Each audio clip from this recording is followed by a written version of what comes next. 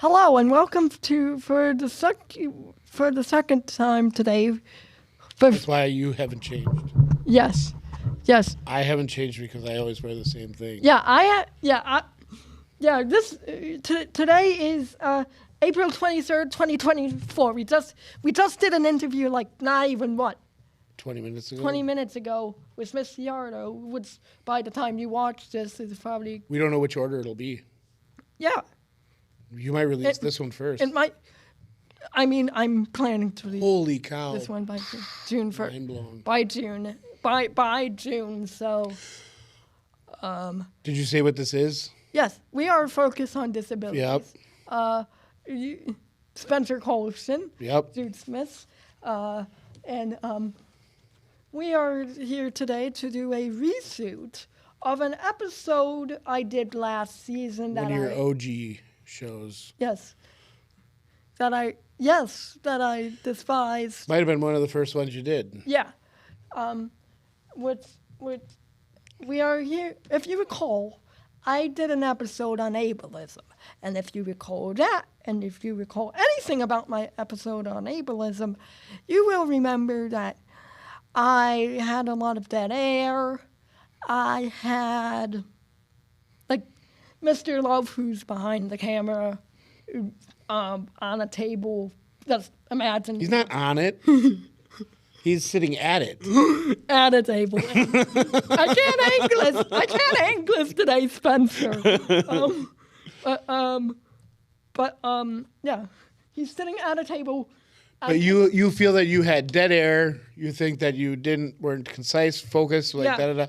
What I saw was somebody who was passionate about something and was having a hard time getting the point across. Yeah, which is why. And it's frustrating. When you're trying to discuss something like, and especially when you're by yourself and that kind of thing.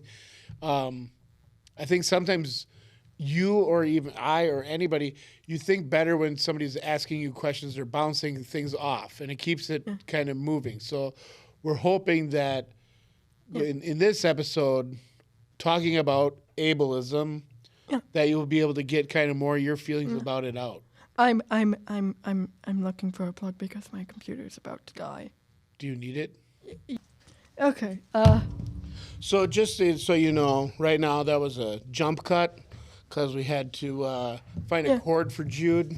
Yeah, technical difficulties. Technical difficulties. Technical difficulties. So sorry about that. We're going to talk about ableism. Yes. And we're going to try and get what your kind of experiences are with them out and talk about it as a general thing for anybody who wants to watch and get our perspective and that kind of thing. Like your person. So first off, what is ableism? Yes, the question I began with last time. Ableism, noun, a prejudice or prejudices, because plurals, against disabled people. What kind of disabled people? Like people like me. What do you mean, what kind? What kind of disabilities? Any. So it could be mental or physical. Yes. And a thing that I think you were hitting on a little bit in the last one. I should have rewatched the last one. But assuming that a person with a disability has another disability or something like that. That's the thing that you've experienced. Yeah, like I was talking to one of the people in my theater company class, Felix, and I don't know if you know him. He's got dyed hair and wears hat with little devil horns on it. Cool. He is a Satanist. So he's a character, huh? Okay. Yeah. Okay. Yeah. So you're talking to him? Yeah, I was talking to him, and he thought that like he told me that many people who have disabilities, like people who don't people who don't have disabilities will walk up to a disabled person, and if they will generally assume that we have autism. Like, oftentimes they will assume that, hey, this person has a disability, which means this person, and in my mind, the only disability that exists is autism. So it's what they have the most experience with, maybe, and so they're assuming that that's the way they should treat the person. Yeah, is like the person that they've seen with autism. You treat this new person, I'll treat them the same way that I treat the person with autism that I know. Yeah. That kind of thing, maybe? Yeah. Or, like, what I thought when he told me that was, yes, old people, like, who don't even know what a disability is, just what other disabilities are, just assume I have autism and just assume I cannot speak to them. I remember you saying that you really get irritated or despise being treated like you're a child. Yes. Like that you have a mental ability that's much lower than what you have because of the way that you maybe look or walk or anything like that. Like legally, I am a child. I am 16 as of the time of this recording because... You know what I'm saying. Yeah. Like you're 2 or like whatever. I'm 2. Like I equate it to either being treated like a dog or treated like... Really? That bad? Yes. Sometimes? For real? Yes. Like... Wow. Like not... like subhuman, like not at your level at all. Yeah. And is this coming from peers or adults or general people in the public? Or when I went to Gifford, a lot of times it was peers. It was peers. Yeah. Yeah. Yeah, and like, for instance, I vividly remember the first Sim class of 7th grade. I was partners with this person who I forgot her name, but and for good reason, because she was technically being ableist towards me. She was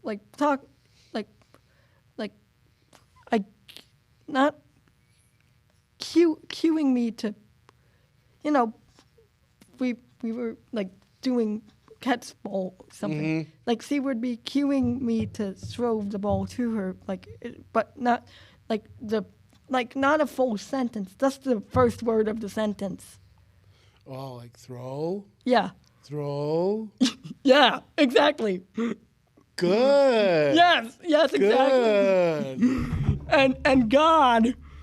Like, okay, I can really see what you're talking about, like an animal, like a dog or something. Wow. Yeah. And that was that. It's a real crush to the ego. Yes. Like, I find here that I'm treated less like that. That's good. And you're hoping that getting this word out can make it better for everyone, everywhere. Yeah. Like that we talk about it and like, so in your opinion, if let's talk about it for you. Me, my face. Hello. You come across somebody who you would assume that they have a disability because they have, let's say they have a cane. Yeah. Okay, well, let's use that for an example. And you're walking up to the door, and what should you do? So I'm out of is it an automatic, like you feel like they're invalid, they can't get the door, like you need to rush ahead and get the door for them, or no, or like or how do you treat them? I treat them like a human being. Right.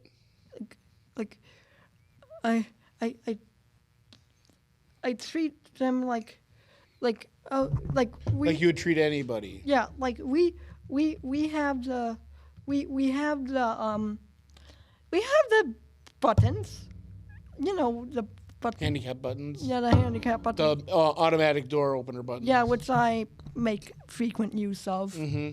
Which but also some buildings do not have that. Mm-hmm.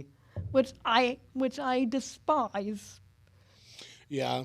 Because some people's hands are non-existent. Right. Some people have hands, they just don't work good. A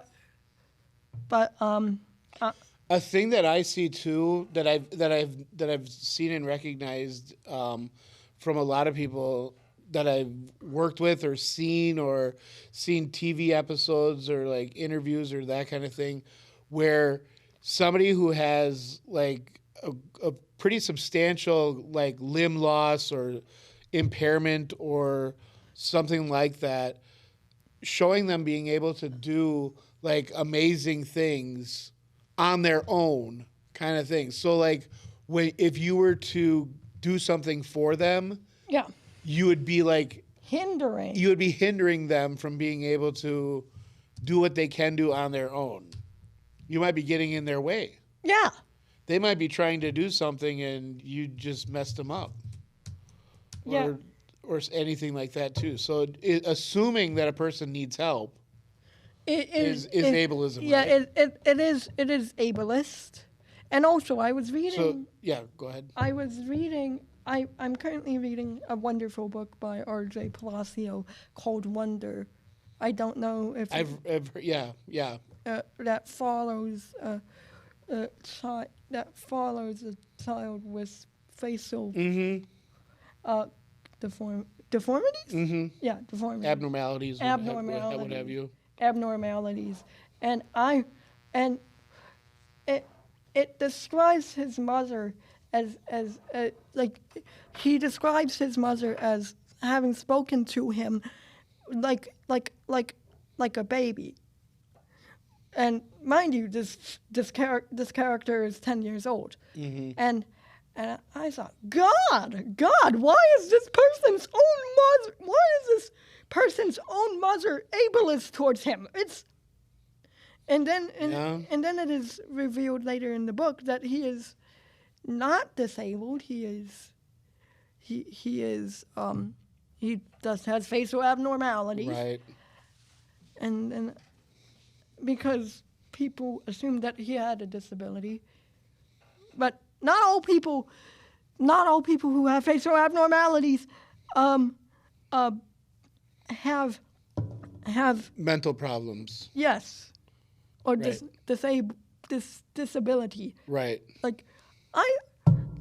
Heck, look at me. My hand may not I would like people sometimes I would like to not have I would like to see what it would be like to not have a disability, so I didn't get treated like we spoke earlier about.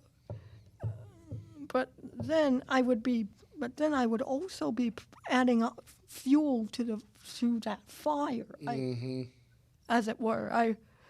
So I have a challenging question for you, and I want you to be 100% honest. Have you ever been ableist on somebody? I have never. Are you sure about that? Yes.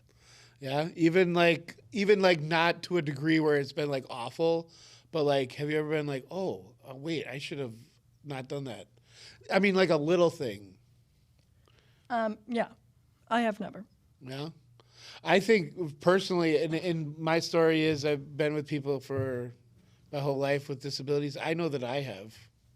I know that I've had times where I've made assumptions or done something for somebody because I thought it'd be easier to get it done and that kind of thing. And it's I feel bad. Like it's a thing where I have to think about it.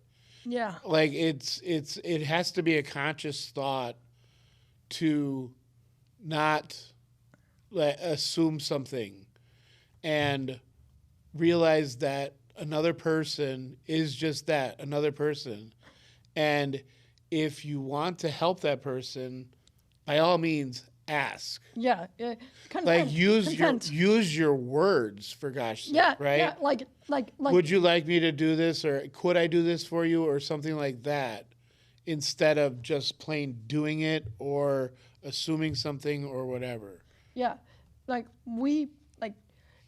sure, some people with disabilities are nonverbal, but that doesn't mean they can't communicate, though. yeah, that doesn't mean they can't get, like, there are some nonverbal people here, Right. like but that doesn't mean they can't, communicate. Given the choice between one or the other, that's communication. They can.